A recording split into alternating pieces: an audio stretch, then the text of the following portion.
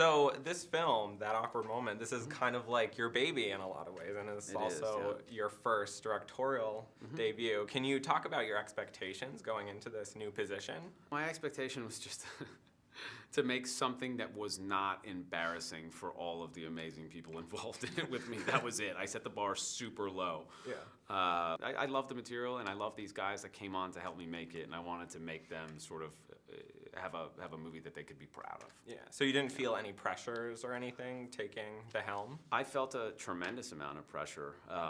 You know, I'd been a writer for a while, and I felt very comfortable doing that. But I say this, you know, movies are not made by like a singular entity, and I think I was very fortunate to have a collective of people around me that I really trusted and were great at their jobs, from the producers, you know, onto the director of photography and my whole crew, and then these guys, they came on and really helped me, and I was not afraid to lean on them and ask questions and continually learn how to do the job of a director better. Yeah. And, you know, I counted on my taste and my familiarity with the material to sort of guide the rest of it. Nice.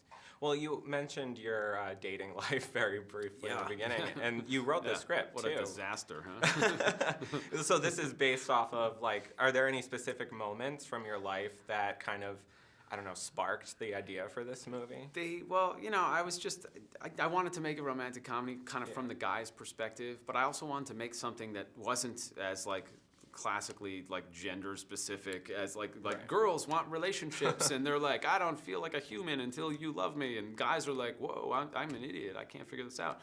I wanted something that felt a little different than that. Sometimes guys are in that scenario and they want relationships and they're trying to make things work, like Michael B's character, and sometimes it's, you know, smart guys making bad decisions that ultimately push someone away and they regret it. So the way like males and females relate to each other is changing, and the lines between what classically you would think as one or the other are blurring. And I haven't, and that might be obvious to some people, but it's not really, in my estimation, represented in popular culture. Yeah, I definitely agree. I mean, I think the whole concept of dating is somehow a little bit different in New York or LA. Yeah. And everybody I've spoken to about this kind of describes the dating scene in New York a little bit differently. How would you describe it? You know, if social networks like Facebook and Instagram and all these different things make it like harder to actually connect with someone because there's so many different options. There's so many people and they're all at your fingertips. They're one click away. You can talk to anybody.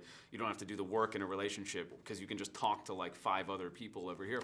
Right. New York is really the physical manifestation of that idea. You walk out of your apartment and you're right next to all of those people, you know what I mean? You live in close proximity to all your friends and all their friends, but it's just much more cinematic to film New York City. So that's you know, that's what I think. One thing I wanted to ask you about is that there's this one scene, it's one of the bloopers, and the credits, and Michael K. Williams is in it. How did that happen? Was he just randomly around when you guys were he's filming good friends with Michael B. Jordan from The Wire.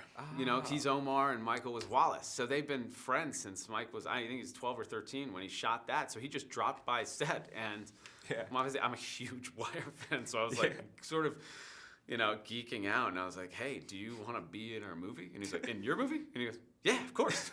So he came in and sat on the couch, and there's a fun moment where Michael's like, I might have been drinking all day, but I feel like Omar from The Wire is sitting on our couch. And he's like doing his Omar thing, but he's playing video games. Yeah. And they all jump on him and pile on. But it was a cool thing for Mike to do, and he's a fantastic actor, and I was so happy that he was willing to do that.